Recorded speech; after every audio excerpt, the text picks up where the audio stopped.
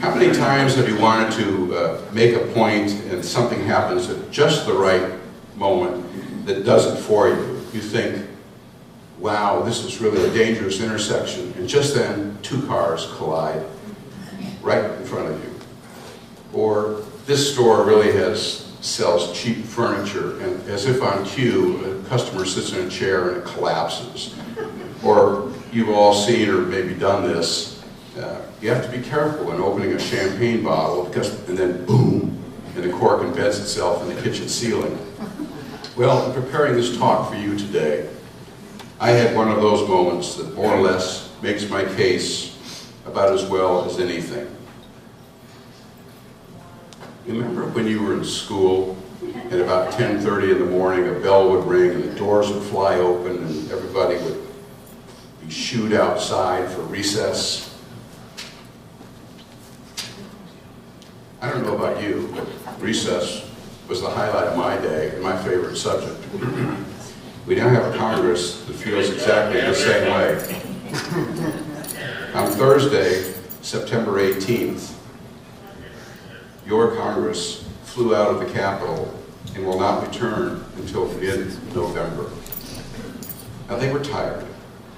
After all, on September 18th, they had been in session for a total of 8 days. Yes, you heard me correctly.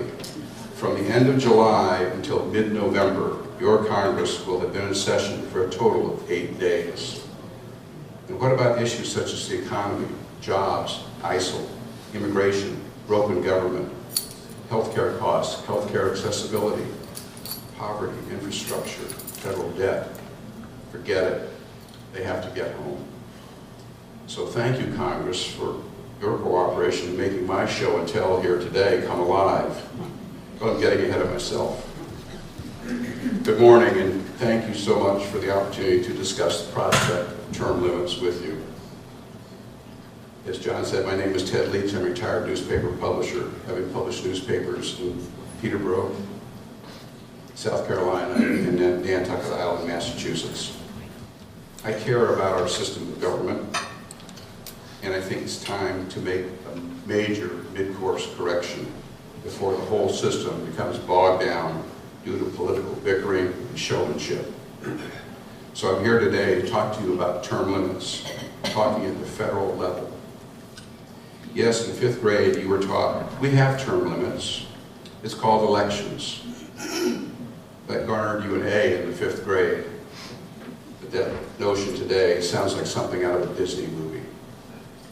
If ever there was a window for a movement for advocating for term limits, it is now.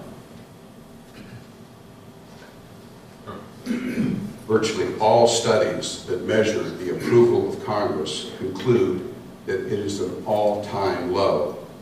It is not something that just happened. Americans loathe Congress. It has a favorability rate today of 8%. Those ratings are lower than cockroaches, traffic jams, even colonoscopies.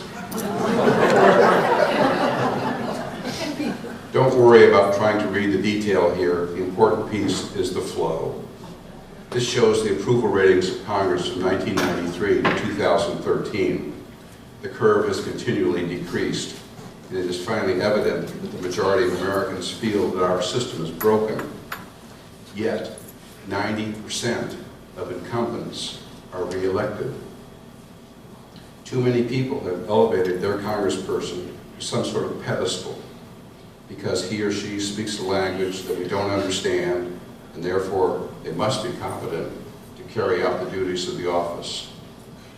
But with the kind of negative approval shown on this graph, real term limits is no longer a dream. It has a decent shot at becoming the law of the land. Here's the short version of my term limit game plan. Let me say at the outset, this is a totally nonpartisan effort. I work diligently to expunge anything that may sound partisan, but I'm quite certain that there may occasionally be something that will slip out that has a partisan edge. When that happens, just forget the partisan part. And one final note before we proceed. When I speak of Congress, I'm speaking of it as an institution and not taking shots at individual members. The institution over the years has created the swamp in which they must now live. Today, I hope to explain how we can drain that swamp. Often people come up to me after hearing my spiel and they say something like, I was trying to figure out your politics, where you were coming from all during your talk. I'm not carrying water for any faction, and in the interest of full disclosure, here is a very brief overview of my political journey. In college, I was just to the right of Attila the Hun. After college, I went to work for Bud Wilkinson, the famous Oklahoma University football coach who was running for the U.S. Senate. Bud was a moderate Republican, and he lost. 2 years later, I was the campaign coordinator for State Senator Dewey Bartlett of Oklahoma. Dewey was also a moderate Republican. We faced a spirited primary against the ultra-right wing of the Oklahoma Republican Party. We beat them, and we won the general election, and Dewey became the second Republican governor in the history of the state. He then went on to become a U.S. Senator in 1972 with another freshman senator, Joe Biden. Dewey was diagnosed with lung cancer and did not run for re-election. He died in 1979 at the age of 59. My political fulcrum was moving more and more toward the center. In 1987, I had sold the Monadnock Ledger, and I wanted to see what the New Hampshire primary looked like from a candidate's point of view. I had met Vice President Bush several times during my stint as editor of an oil magazine and later as a newspaper publisher, so I volunteered. I was suddenly in charge of the Bush family. Whenever any of them came into the state, it was my job to get them before multiple audiences. In 2000, I ran as a Republican for the New Hampshire House and was re-elected in 2002. One of the first bills I sponsored was for campaign finance reform.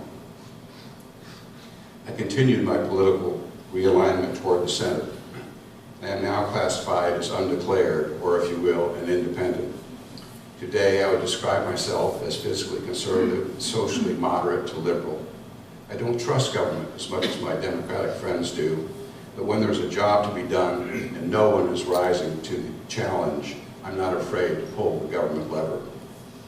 We don't get as much bang for the buck when we entrust projects to government, but I hasten to add that much of the time it is not the result of lack of effort on the part of government employees as much as it is the result of their having to perform with a nonstop kaleidoscope of congressional wants, whims, and desires, many of which are purely politically motivated.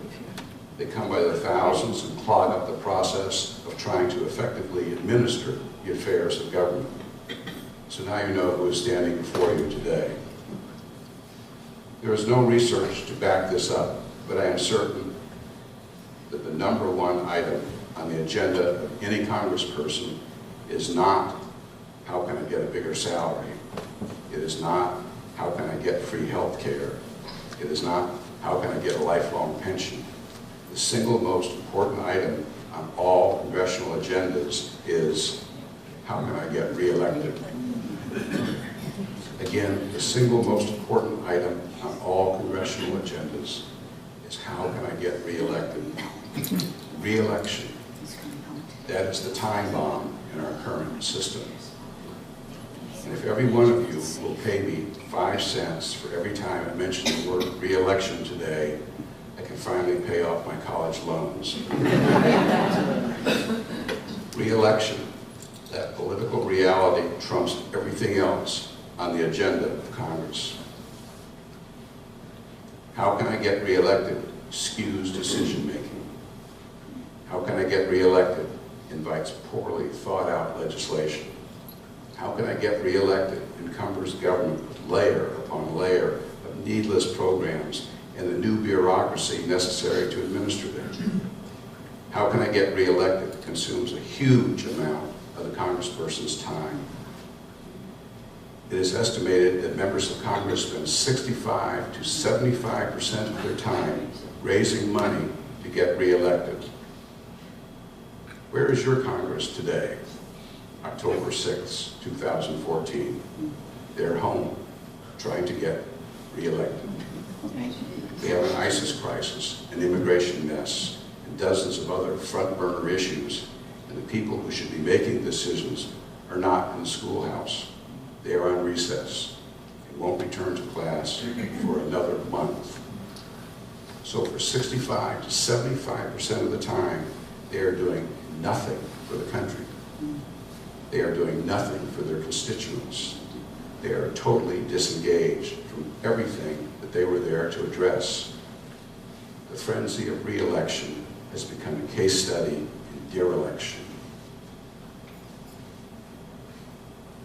They are dialing for dollars while everything else is pushed into the background.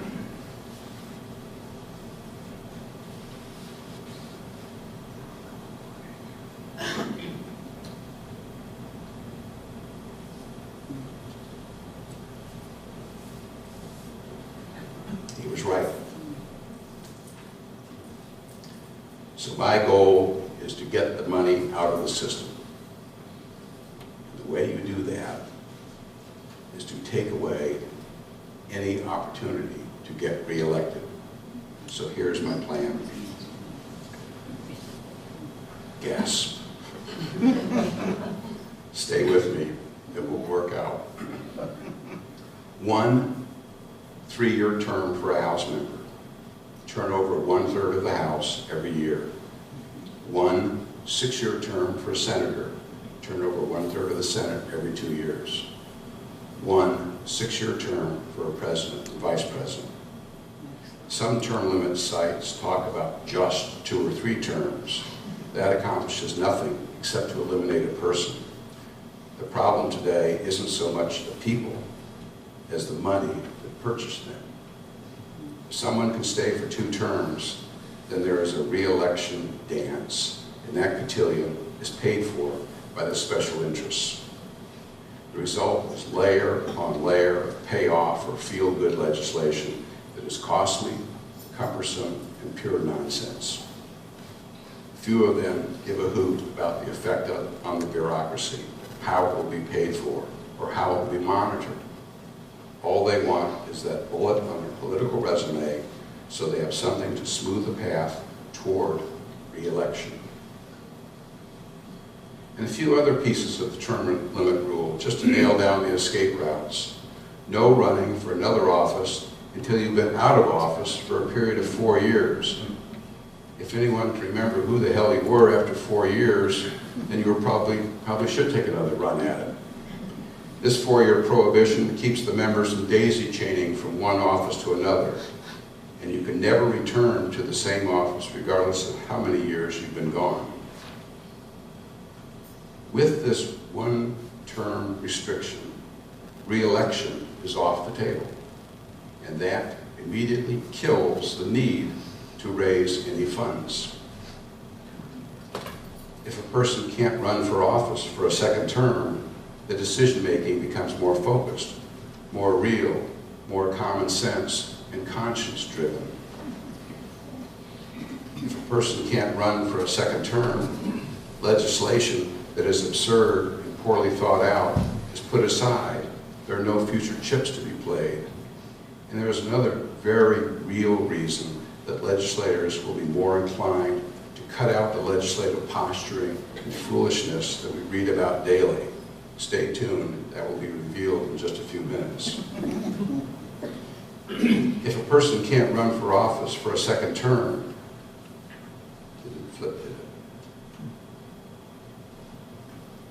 we skipped one, I'll read it to you. If a person can't run for office for a 2nd term, unnecessary and wasteful government spending declines because members are freer to allow common sense and conscience to enter into the decision-making process. And if a person can't run for re-election for a 2nd term, time that was previously spent dialing for dollars can now be utilized to research key issues, talk with experts, talk with constituents, and arrive at a vote based on combining all those ingredients and not a vote predicated on the expectation of some donor. Unfortunately, what is missing from most debates about congressional finance reform is the concept of term limits, which in my opinion is the only foolproof method to vacuum out the money. Without term limits, we are continuing to allow members to run for re-election. And if they're running to get re-elected, they are looking for money. And that money is coming from special interests on both the right and the left. Without term limits, Congress will continue to be for sale, and there will continue to be less turnover of inventory.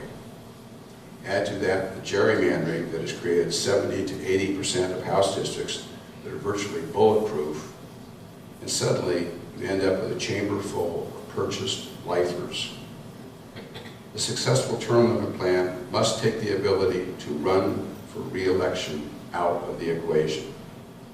Any term limits effort that allows for re-election, even for a small number of terms, is only going to periodically replace personnel, but the money will still be 100% in play. With term limits in place, we will have representatives and senators who are not focused on re-election because they can't run for re-election. The website Open Secrets sums it up as follows. Congressional committee assignments are competitive.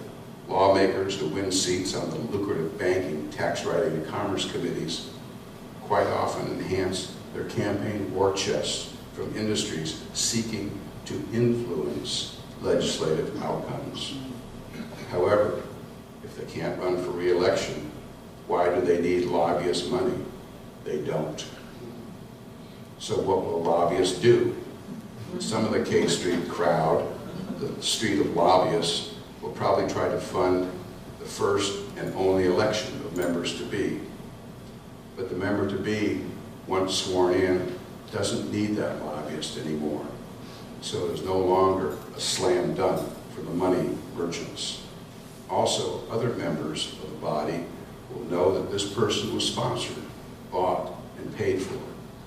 So they will dismiss him as a pawn, an errand boy for the special interests. I'm not a believer in campaign finance reform legislation because I've never seen it work. How many times do we need to run headlong into a brick wall? History has shown us that there's always some group that finds a loophole, a way around the campaign finance legislation. Campaign money is like water. It always finds an outlet. Remember your history. The 2002 Bipartisan Campaign Reform Act, commonly known as McCain-Feingold, was intended to close the soft money loophole for political parties. So money was then diverted into issue ads and so-called 527 groups.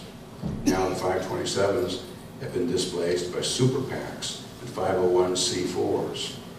And when a loophole is found, what is to keep the Supreme Court from blessing that loophole? But you don't need a Supreme Court opinion on this. 3 years equals 3 years. 6 years equals 6 years. No ambiguity, no gray. Some lobbyists will try to funnel money to sitting members. It's called a bribe. But we have some pretty stiff laws for that, and I doubt many members will play that game. And without the need to get re-elected, most members should buckle down and do the job they were elected to do. And common sense should return to the decision-making process. Members can no longer hide from their constituencies because, guess what? They have to go home after one term.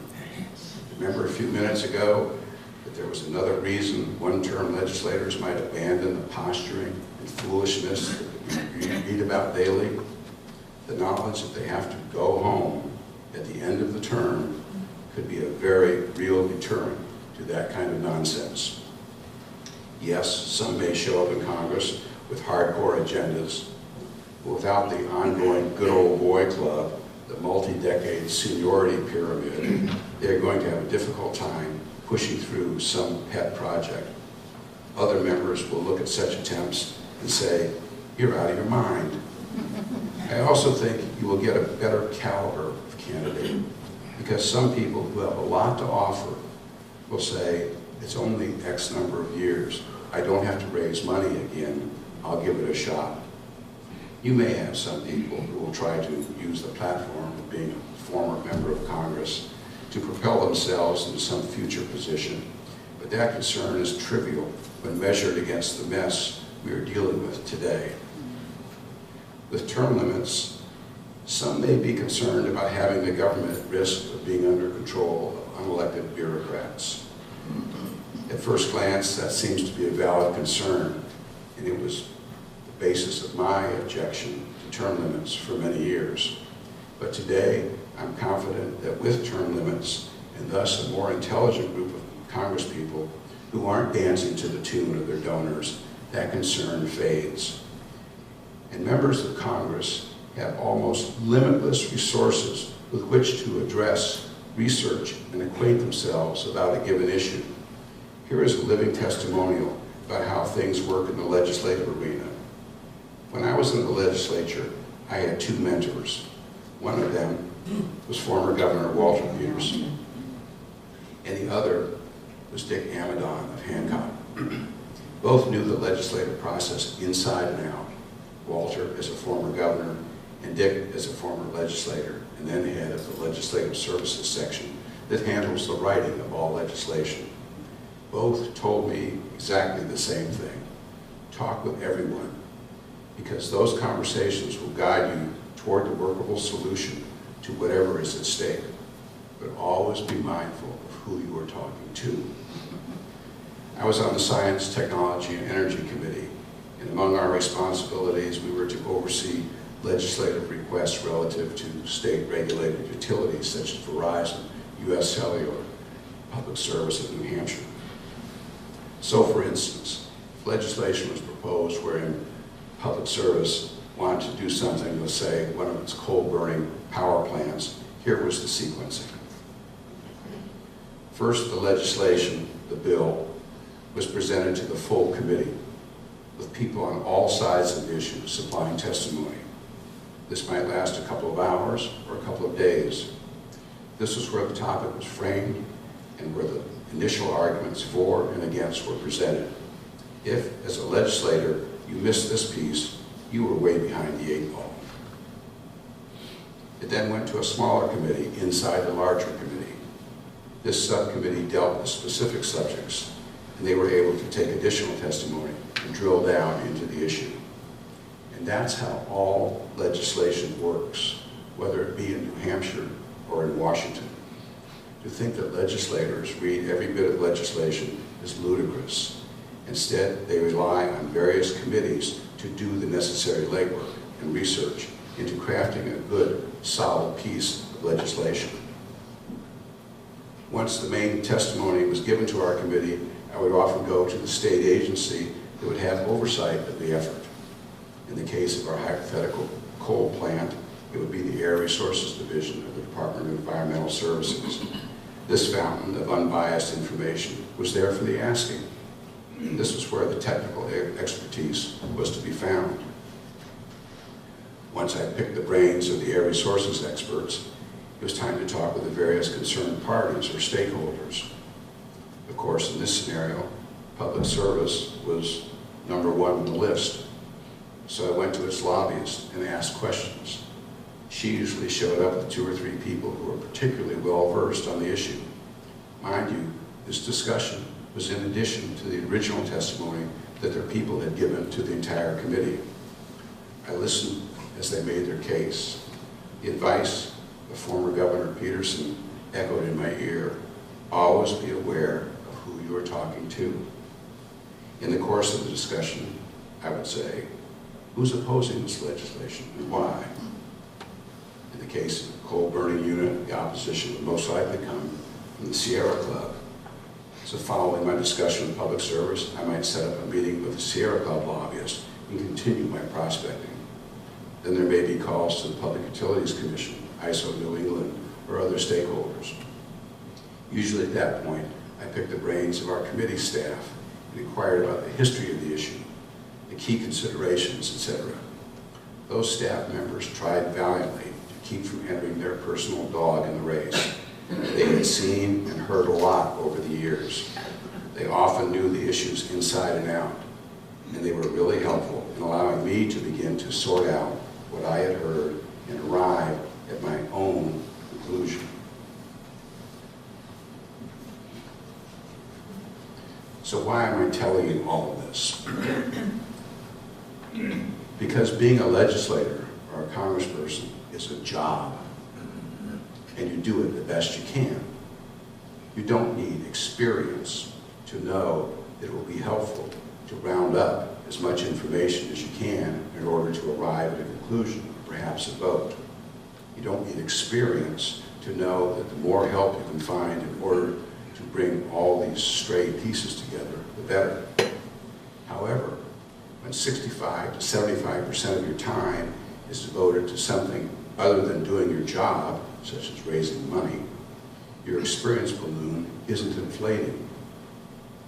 For a New Hampshire lawmaker, researching an issue is pretty much a solo performance. In New Hampshire, we have a Spartan playing field. After all, remember our state motto, live free and cheap. When I was in the New Hampshire legislature, our committee staff consisted of one half of one person, which was the same for all committees. Contrast that with committees in the U.S. Congress that average 68 staffers, people you can turn to for assistance. No member of the New Hampshire House has his or her own staff member. Contrast that with Congress, where the average staff is 19. As I said a few minutes ago, New Hampshire committees have one half of one person for staff support. Washington has an average of 68 staffers for every committee. The total legislative support services for the 424 members of the New Hampshire legislature is 130 people. The total legislative support services for the U.S. Congress is roughly 30,600. There is ample help. Get off the phone and do your job. So I did my own research, and eventually I came to some point that may or may not have been the happy medium between the two sides. But I got there by asking questions and then voting on what I had heard, what I felt, and not on who donated money to my campaign. I think I was usually able to sort out the ballot from the enhanced as various government officials and interested parties testified before our committee or answered my questions. Yes, with a less experienced Congress, some things will slip through, but they do today too. And let's define experience. Bigger office, status committee assignments, sucking up to leadership, adding more fat cats to your speed dial. People should be assigned to committees where they have some life experience, some know-how, and not how long you've been hanging around the clubhouse. Many assume that their elected officials are all-knowing, that they are conversant with the thousands of items that come before their respective bodies. They aren't. They can't be. So they rely heavily on their staff. And as you've just seen, they have lots and lots of help. To cover for this lack of knowledge, adroit politicos have a language all their own. They know how to answer a question without saying anything. They usually will inject some sort of legislative esoterica into the answer that acts as the derailment for the questioner, because the questioner has no idea what was just said but won't admit it. Robert McCluskey, author of Make Way for Ducklings, could have been summing up legislative speak as follows. I know that you believe you understand what you think I said, but I'm not sure you realize that what you heard is not what I meant. With term limits, there may be some superficial loss of experience, but things will certainly be better than they are today, where decisions are predicated on satisfying a donor or measuring the impact on a partisan group of supporters in a future primary election. By staggering the influx of new legislators, there is a built-in experience or continuity factor. And why is this slide here? because you can't mention make way for ducklings without a brief peek at the illustrations. Incumbents will argue vehemently that their experience is vital to the survival of the nation. I don't buy it. Experience is helpful, but a thoughtful look at today's Congress will lead to the conclusion that experience is primarily built up in gaming the system, currying favor with leadership, finding more donors, and hopefully re-election. But along the way, while acquiring that self-preservation experience, common sense, and the ability to do what is right has been tossed out the window. And in today's Congress, an in-depth knowledge of the issues is, more often than not, just as deep as the sheet of talking points on the podium. Lobbyists on K Street will go ballistic because their quid pro quo brand of lawmaking will basically come to a screeching halt. This is where the heavy money to defeat term limits will come from, because term limits will dramatically affect the entire paradigm for K Street. Lobbyists will still be present, but they won't be passing out the re-election dollars. And yes, with term limits in place, there will be lots of vacant office space up and down K Street. Organizations that today are known to be buying Congress will go all out to make sure the term limits never happen, because a straight up level congressional playing field doesn't work for them. Can term limits happen? The objection that we hear most often is Congress won't vote to throw themselves out of office. Of course they won't. But here is the way to address that. They may vote to let the voters decide this issue if they are given a reasonable amount of time for the process to play out. And the process would require a constitutional amendment, and those take time. Article 5 of the Constitution outlines how to amend or modify the document. It consists of 2 steps, proposal and ratification. Propose an amendment, top 2 squares. Either Congress, the blue side of the chart, or the states, the red side, can propose an amendment to the Constitution. All 27 amendments have come from the blue side of this illustration, so let's just stay there. In the top box, the U.S. Congress must propose the amendment with a 2/3 vote of both houses. It then goes to the states for ratification, 2 bottom squares. You can see that each state then has an option of either ratifying it via a state called ratifying convention, or by letting the state legislature vote on it. 3/4 of all state legislatures must approve of the amendment proposed by Congress. Yes, it's a heavy lift. Only 33 amendments have received a 2/3 vote of both houses of Congress, and of those, only 27 have been ratified by the states. But on this one, I sense the public is ready to engage. Is there a timeline for ratification? The U.S. Supreme Court has held that ratification must happen within some reasonable time after the proposal. Since the 18th Amendment, Congress has set an unofficial period of 7 years for ratification. And maybe, in order to get the initial votes from Congress, we have to sweeten the pot for incumbents. So there may be a companion piece of legislation that has a provision that allows incumbents 1 more term after the amendment goes into effect, if you can do that. Provided, of course, they can get re-elected. We might have to jiggle things around a little in the beginning as we turn over the House, because you don't suddenly want a chamber full of 435 rookies. The 7 years plus to make this happen allows several last gasps for ISP, incumbent self-preservation, which is probably the largest congressional objection to even considering the concept of term limits, but you'll never hear that. Using this timeline, as you saw earlier, letting the process play out, an incumbent House member who voted for the amendment would still be looking at the possibility of 3 or 4 more terms, 6 or 8 more years before the whole process played out and the Constitution was amended. So they're not immediately voting themselves out of office.